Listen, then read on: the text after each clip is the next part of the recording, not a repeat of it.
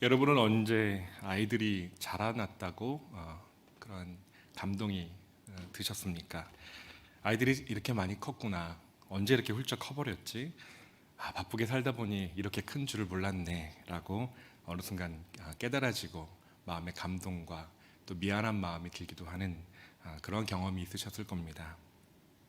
손가락을 짚어가며 한글을 또박또박 떠듬떠듬 읽었던 그 시간들, 또 스스로 처음 옷을 입었을 때, 또 신발끈을 묶고 계단을 아장아장 내려가기 시작했을 때, 또 어른을 보고 배꼽 인사를 이렇게 예쁘게 하는 모습을 볼 때, 부모의 도움 없이 식당에 가서도 혼자 밥을 먹기 시작했을 때, 어느 날 어버이날이라고 카드를 이렇게 색종이로 접어서 써왔을 때, 언젠가 언제 이렇게 컸지 싶더니 부쩍 몸이 커버리고 여기저기 이렇게 솜털도 나고 또 목소리가 하루아침에 굵어지는 변화를 경험할 때, 일방적인 교훈과 훈계를 듣는가 싶더니만 어느샌가 자기 생각을 논리적으로 말하고, 또 방에 들어올 때 노크하지 않으면 또 짜증을 내기도 할 때, 자기만의 공간이 필요하다고 말할 때 우리 부모님들은 아이가 이렇게나 컸구나, 성장했구나 라는 것을 느끼셨을 겁니다. 지난 5월 가정의 달을 지나면서 어버이날, 어린이날 지나면서 저희 자녀들 사춘기를 이제 접어들기 시작한 아이들을 생각하면서 끄적인 쪽글이 생각나 나눕니다. 제목을 생각의 봄이 오다, 사춘기를 맞은 아이들에게 라고 붙여보았습니다. 너희들의 뇌는 광활한 툰드라, 마침내 때가 되어 훈풍이 불어온단다. 얼었던 땅이 녹으면 셀 수도 없이 수많은 새로움. 어떤 날은 진창을 걷고 발이 빠져 걷기조차 버거운 날도 있겠지. 꼬리에 꼬리를 무는 좀처럼 답을 내리기 어려운 질문들처럼. 알알이 박힌 별들이 반짝반짝 말을 걸고, 달은 또 왜 그리 유난히 밝은지 휘영청. 밤하늘에 벚꽃이 폭죽을 터뜨리면 탄성을 지르고는 또 하염없이 눈물이 나지. 한낮의 가지는 연녹색 잎을 내고 봉우리 움트고 폭폭 터지는 꽃처럼 여드름과 뾰루지도 올라오고 줄기와 가지도 한층 더 굵어지지. 신경망은 온갖 팝업창을 올려대고 넓은 세상 과연 얼마나 넓은지 헤아려 볼세라 창틀에 올라타고 난간에 매달리겠지. 이제 그만해 잔소리에 문을 닫겠지. 우주에서 가장 창의적인 디자이너가 고안한 참으로 아름다운 시절이란다. 잘못하고 있거나 망치는 것이 아니란다. 폭발적인 생명의 비선형 방정식일 뿐. 너희가 맞이한 이 봄을 만끽하기를. 부모와 세상을 번갈아 탐색하던 현관을 나와 나의 나됨을 찾고 너의 너됨을 발견하는 행복한 여장을 꾸리기를. 아빠는 너희들이 맞이하게 될 찬란하고 놀라운 은총의 봄을 기쁨으로 경축하는 바이다. 어떻습니까? 공감이 많이 가십니까? 한때는 이런 어린 자녀들의 모습이 너무 귀엽고 사랑스럽고 예뻐서 이 시절이 좀 천천히 갔으면 하고 바라던 때가 있었습니다. 그렇지만 어떤 부모도 아이들의 성장이 멈추기를 바라는 부모는 없을 것입니다. 만약 정신은 자라는데 몸이 자라지 않거나 몸은 자라는데 정신이 자라지 않는다면 참 그 부모에게 큰 아픔이고 또 고민일 것입니다. 부모는 아이가 시절을 따라 열매를 맺는 과실을 맺는 나무처럼 성장하고 또 성숙해 가기를 바라고, 그런 변화와 성숙을 축복하고 또 기뻐하며 격려합니다.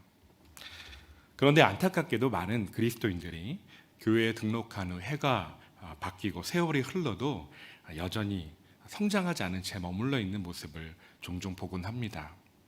영적으로 계속 기저귀를 차고 젖병을 빨며 유아기 상태에 머물러 있는 것이지요. 마블 코믹스의 영웅을 좋아하고 그러한 피규어 캐릭터들을 모으는 주변의 어떤 사람들을 또 종종 보게 됩니다. 집안이 온통 장난감으로 가득 찬 그런 어른, 만화와 게임을 좋아하고 각종 프라모델, 건담, 전함, 비행기 이런 것들을 막 모으는 소위 키덜트라고 하죠. 키즈와 어덜트를 합성한 말인데요. 하나의 문화현상으로 요새 나타나는 것 같습니다. 급변하는 이런 현대 사회 속에서 무엇인가 욕구를 해소하고 만족을 추구하는 것, 그렇게 나쁘다고만 볼 수는 없을지 모릅니다. 그런데 자신의 경제력을 훌쩍 넘어서는 고가의 그러한 장난감을 마구 산다든지, 아니면 빚을 내서 게임 캐릭터를 구매하고 소위 현금으로 그렇게 구매하는 일들을 막 하면서 그곳에서 빠져서 헤어나오지 못하고 있다면 아마 가정에서 심각한 문제가 될 것입니다. 각 가정뿐만 아니라 하나님의 집이라고 할 수 있는, 하나님의 가정이라고 할 수 있는 교회 공동체에서 우리의 그 성장과 성숙은 매우 중요한 문제입니다. 만약에 자기 자신만 관심을 가지고 있고 다른 사람의 일에는 전혀 관심이 없고 이기적인 모습으로 살아간다면 그것은 영적으로 미성숙한 상태라고 할 수 있습니다. 아무리 많은 성경 지식이 있고 또 기도를 유창하게 한다고 할지라도 실상은 영적으로 어린아이 상태에 있는 것이죠. 과수원의 나무가 잘 자라서 좋은 열매를 맺듯이 한 사람이 영적으로 잘 성장하여서 성숙하여서 아름다운 삶의 열매, 인격의 열매를 맺기를 하나님은 원하고 계십니다. 성경 누가복음에서는 예수님께서 키가 자라고 지혜가 자라고 사람들과 하나님께 더욱 사랑스러워져 갔다고 말씀하고 있습니다. 갈라디아서 5장 22절에는 성령을 통하여 하나님께서 성도의 삶에 여러 가지 아름다운 열매들, 인격적인 열매들을 맺는다고 말씀하고 있습니다. 잘 아시듯이 사랑, 희락, 화평, 오래 참음, 자비, 양선, 충성, 온유, 절제, 이러한 성령의 열매들이죠. 이런 아름다운 열매들이 진정한 영적인 성장의 증거들이라고 할 수 있습니다. 오늘 우리는 영적인 성장과 성숙을 위한 중요한 내용을 살펴볼 텐데요. 오늘 목적이 이끄는 삶의 내용에서 다루고 있는 내용을 전제하고 중요한 인격의 세 가지 요소를 중심으로 함께 말씀을 나누고자 합니다. 흔히 인격의 세 요소를 말하면 지성, 그리고 정서, 그리고 의지라고 말합니다. 지성은 이해하고 정서는 감정을 느끼고, 그리고 의지는 행동을 결단합니다. 지적인 영역, 정서적인 영역, 그리고 의지적인 영역에서 우리는 성장하고 성숙해 가야 합니다. 먼저 살펴볼 영역은 지적인 영역입니다. 지성적인 변화와 성숙 매우 중요합니다. 성경의 진리를 바르게 이해하는 것 너무나 중요하다고 할 수 있습니다.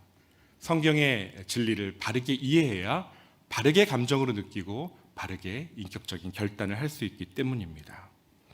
그런데 만약 자신의 경험과 판단, 세상적인 가치, 그런 세속적 가치가 더 중요하게 여겨져 있거나 그것이 성찰되지 못한다면 바른 성경적 관점을 갖기가 어렵습니다. 이미 갖고 있는 선지식과 영향들로 인해서 성경이 말하고자 하는 진리를 왜곡하고 주관적으로 오해하는 경우가 우리 주변에는 많이 일어납니다. 그래서 성경에 대한 그릇되고 편파적인 해석으로 이단 사설과 사이비가 등장하는 것이죠. 시한부 종말론, 자의적인 구원론, 이원론적인 창조론, 편협한 인간론이 진리로 전해집니다. 문제는 자신이 그게 잘못되었는지 그것조차 전혀 알지 못한 채 그것이 절대적으로 옳다고 신봉하고 있는 그 모습입니다. 바른 지식, 바른 이해, 바른 지성의 성장은 매우 중요한 요소라고 할 수가 있습니다. 그런데 어떤 이들은 성경을 읽고 또 설교를 듣거나 성경 공부를 하고 나서 그것이 이해되고 나면 그것이 곧 자기가 그 진리의 교훈을 다 체득한 것이라고 착각을 합니다. 참 좋은 내용이야. 내용 참 좋아. 라고 감동하고 감탄하면서 마치 자기가 이미 그런 사람이 된 것이냐 착각을 하는 것이죠. 마치 첫눈에 반한 사람을 보고 난 저 사람을 사랑해 라고 착각하는 것과 같습니다. 여러분, 사랑이라고 하는 것은 그런 감정의 충격이 아니죠. 오랜 시간 동안 오래 참고 견디는 가운데 연근은 그러한 속성을 가지고 있죠. 오랜 시간 상대방을 전인격적으로 존중하고 수용하면서 위탁하고 결단하면서 배워나가야 하는 것이 사랑인데 말입니다. 지적인 이해는 중요한 것입니다. 그러나 이해했다고 다 내 것이 된 것이라고 착각하는 것은 어쩌면 그 내용을 피상적으로 잘못 이해한 것이 있을 수 있다는 사실을 여러분 꼭 기억하시길 바랍니다. 두 번째로 정서적인 영역입니다. 생각보다 많은 성도님들이 자신의 감정, 곧 정서적인 요소를 곧잘 무시합니다. 특히 한국 사회는 가부장적인 사회이기도 하고요. 또 고도성장기를 빠르게 지나오면서 산업화 시대를 급속도로 보냈기 때문에 정말 자기 감정에 대해서 충실하기보다 그것을 억압하고 그것을 잊고 사는 경우가 많습니다. 너무 바쁘게 일하고 먹고 사는데 너무 바빠서 자신의 감정, 그 내면의 정원을 돌보는 것을 잊고 살았기 때문이지요. 그것은 사치처럼 여겨졌던 것이지요. 그래서 쉽게 감정을 억압하거나 왜곡하면서 성찰하지 못하는 경우가 생각보다 많이 있더라는 것입니다. 몇 해 전에 이러한 왜곡된 감정적인 영역을 돌아보지 않는 영성에 대해서 깊이 숙고하고 적은 한 권의 책을 만났습니다. 피터 스카지로 목사님이 쓴 정서적으로 건강한 영성이라는 제목의 책인데요. 이 책을 참 의미 있게 숙고하면서 읽고 또 읽고 밑줄을 긋고 이렇게 플래그로 표시도 하면서 몇몇 성도님들과 모임을 진행했던 적이 있었습니다. 다음은 이 책 초반부 38페이지에 나오는 정서적으로 건강하지 못한 영성을 가진 사람들의 10가지 특징입니다. 한번 들어보세요. 하나님께로부터 도망치고자 하나님을 이용한다. 분노, 슬픔, 두려움 같은 감정을 무시한다. 자신의 정당한 욕구조차 거부한다.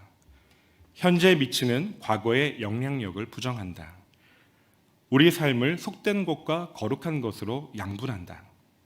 하나님과 동행하기보다 사역에만 바쁘다. 갈등을 회피한다. 상처, 약점, 실패를 은폐한다. 자신의 한계를 인정하지 않는다.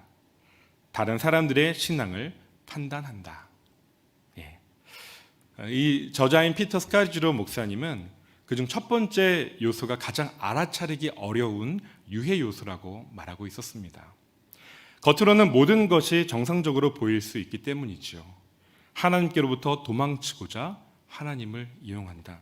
저도 이 첫 번째 이 요소부터 마음에 툭 하고 걸렸습니다.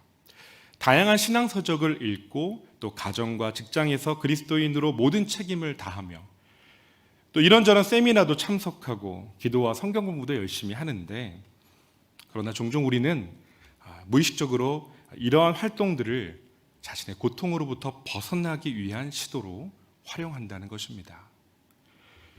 피터 스카지로 목사님은 구체적으로 자신의 예를 이렇게 드는데요. 한번 들어보십시오. 하나님이 아닌 나 자신의 만족을 위해 하나님의 일을 할 때, 하나님의 요구하시지 않은 일을 그분의 이름으로 할 때, 하나님의 뜻에 복종하기보다 내 뜻을 이루어 달라고 기도할 때, 좋은 평판을 얻으려고 그리스도인의 미덕을 보여줄 때, 다른 사람들을 판단하고 폄하하는데 하나님의 말씀을 사용할 때, 내가 이뤄낸 사역을 다른 사람들과 경쟁할 목적으로 과장할 때, 주님이 이렇게 말씀하시는 것 같아 라고 생각할 때도 주님이 이렇게 말씀하셨어 라고 말할 때, 하나님 이야기를 하면서 나의 내적 틈새를 감추고 실패에 대하여 방어적으로 될 때, 삶의 중대한 변화를 요구할 것 같은 상황은 피하고 나의 목적에 맞는 성경의 진리만 선택적으로 적용할 때 등입니다. 그리고 다섯 번째 언급한 속된 것과 거룩한 것을 양분하여 생각하는 성향에도 참 의미심장하다는 생각이 들었습니다. 여러 갤럽 조사와 사회학자들에 따르면 복음주의를 표방하는 기독교인들의 삶의 방식에서도 세상 사람들과 전혀 다르지 않는 쾌락주의, 물질 만능주의, 자기중심주의, 성적 부도덕의 문제를 고스란히 가지고 있다라는 충격적인 결과가 발표되었던 적이 있었습니다. 요약하면 이런 것입니다. 결혼 생활의 문제든 성이나 돈의 문제든 가난한 사람을 돌보는 문제든 오늘날의 복음주의자들은 수치스러울 정도로 성경과 다른 삶을 살고 있다. 자료에 따르면 그들은 결정적인 영역에서 믿지 않는 사람들과 전혀 구별되지 못한 채 살고 있다라는 겁니다. 정서적으로 건강한 영성의 특징은 다음과 같습니다. 자신의 감정을 명명하고 그것이 무엇인지 이름을 붙일 수 있다는 거죠.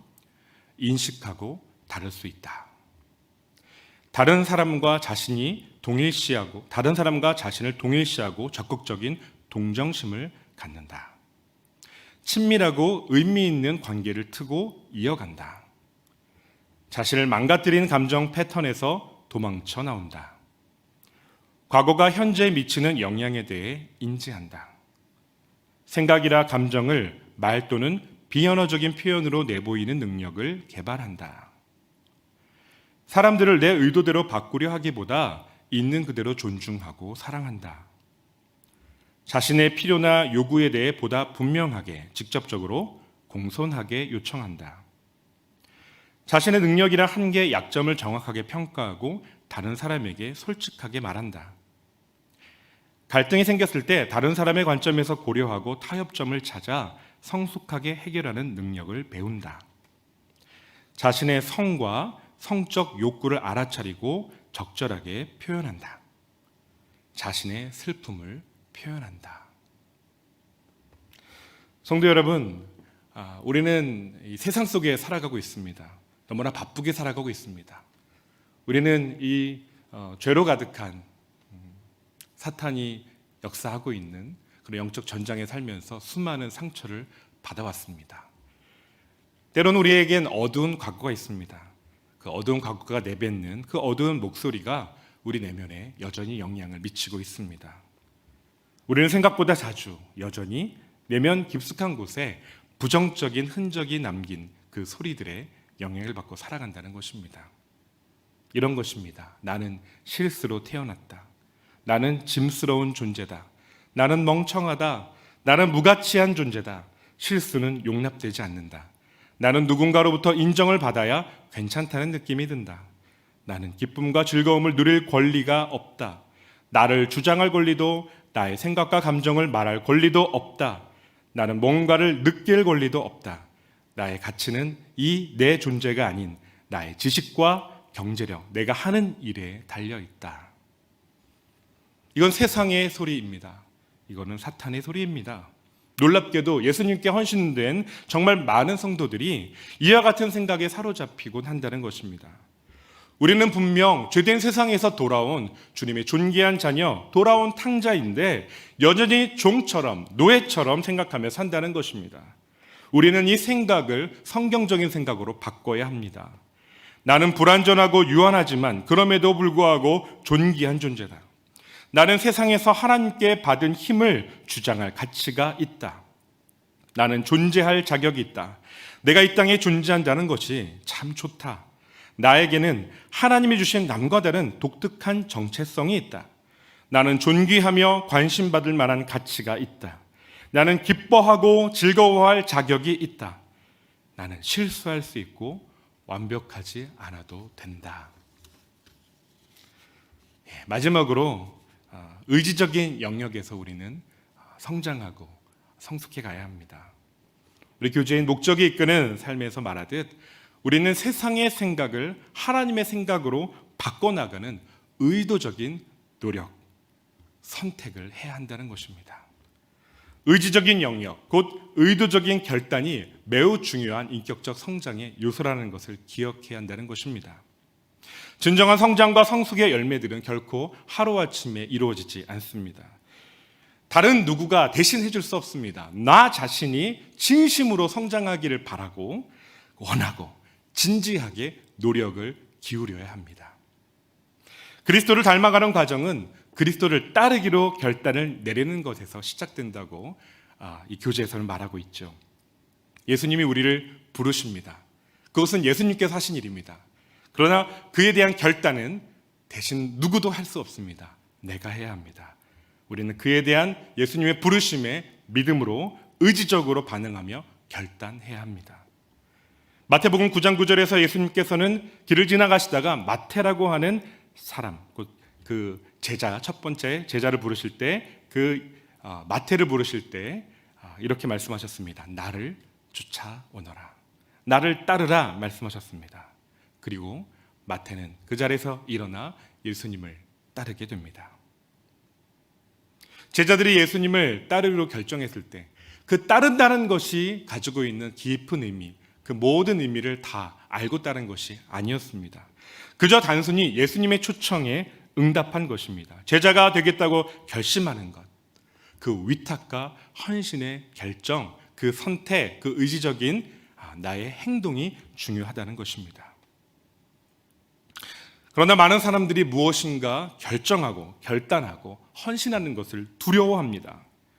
그래서 아예 아무것도 선택을 하지 않고 그냥 안빈낙도의 삶을 즐기려 하거나 무의미하게 그냥 허송세월을 보내는 데 머물러 있습니다. 이것은 성장하는 것이 아니죠. 또 어떤 이들은 몇몇 가치들 사이에서 절반만 헌신합니다. 이것저것을 비교하면서 삶 속에서 크고 작은 좌절을 경험하며 그저 평범한 삶을 살아갑니다. 이건 역시 성경적인 성장과 성숙의 모습은 아니라는 겁니다. 또 어떤 사람들은 완전히 헌신하는 삶을 정말 살아갑니다. 그런데 그 헌신의 대상이 부를 쌓거나 명예를 얻는 것, 유명인사가 되는 것 같은 세상의 목표들입니다. 그래서 결국 완전히 헌신하기는 하지만 결국 실망하고 비탄에 빠지는 절망스러운 결과를 낳기도 합니다. 베드로 사도는 이렇게 경고합니다. 우리 주위의 모든 것들이 결국 녹아서 사라질 것이기 때문에 너희는 거룩하고 하나님을 두려워하는 삶을 살아야 한다. 베드로서 3장 11절에서 이렇게 말하고 있습니다. 우리가 어떤 삶을 선택하는가, 이것은 영원한 결과가 따른다는 것을 기억하고 우리의 의지적인 결정에 하나님께서 도와주시기를 기도하는 성도님들 되시기 바랍니다. 그리스도를 닮는다는 것은 그리스도와 같은 생각을 하고 그리스도의 마음에 그 풍성한 정서를 느끼고 그리스도께서 택하시고 걸어간 길을 따라가는 것을 의미합니다. 이 길은 너무나 좁고 쉽지 않아 보입니다. 그러나 여러분 기억하십시오. 그래서 우리에게 성령님을 보내주셨다는 사실입니다.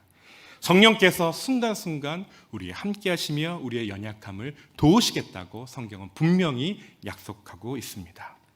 우리가 그리스도를 닮아가겠다고 성장하겠다고 진지하게 결정하는 순간 성령께서 우리를 도와주십니다. 그러므로 나의 사랑하는 자들아, 너희가 나 있을 때뿐 아니라 더욱 지금 나 없을 때에도 항상 복종하여 두렵고 떨림으로 너희 구원을 이루라. 너희 안에서 행하시는 이는 하나님이시니 자기의 기쁘신 뜻을 위하여 너희로 소원을 두고 행하게 하시나니. 우리는 성령님의 도우심으로 새롭게 될 수 있습니다. 내가 어렸을 때에는 말하는 것이 어린아이와 같고 깨닫는 것이 어린아이와 같고 생각하는 것이 어린아이와 같다가 장성한 사람이 되어서는 어린아이의 일을 버렸노라. 너희는 이 세대를 본받지 말고 오직 마음을 새롭게 함으로 변화를 받아 하나님의 선하시고 기뻐하시고 온전하신 뜻이 무엇인지 분별하도록 하라. 우리의 생각, 우리의 정서, 우리의 의지, 우리의 전인격적인 성장과 성숙, 이 변화의 아름다운 과정을 성령님께서 응원하시고 친히 우리 안에서 그리고 우리 곁에서 돕고 계십니다. 이 도우심으로 변화와 성장, 성숙을 경험하는 사랑하는 우리 온 구미교회 성도님들 다 되시기를 주님의 이름으로 축원합니다. 기도하겠습니다. 하나님, 우리에게 성장의 기회를 다시금 허락해 주시니 감사합니다. 우리의 지난 날들의 선택, 헌신의 결과가 바로 지금의 부족한 우리의 모습입니다. 그러나 주님, 아직 끝나지 않았다고 말씀해 주시니 감사합니다. 우리의 인생이 자라기를 멈추지 않게 도와주시옵소서. 그리스도 안에서 영적인 성장과 성숙, 아름다운 변화를 지속적으로 이루어가며 기품 있는 영적인 열매를 맺어가며 하나님의 기쁨을 누리는 이야기를 계속해서 써내려가는 우리 모두 되게 하여 주시옵소서. 다시금 용기를 냅니다. 주님, 우리의 지성이, 우리의 정서가, 그리고 우리의 의지가 그리스도를 향하여 성장하고 예수님처럼 닮아가게 하여 주시옵소서. 우리를 끝까지 사랑하시며 응원하고 도우신 하나님의 사랑을 신뢰하며 이 아름다운 성장의 길로 나아가기로 결단하게 하여 주시옵소서. 예수 그리스도의 이름으로 간절히 기도드리옵나이다. 아멘.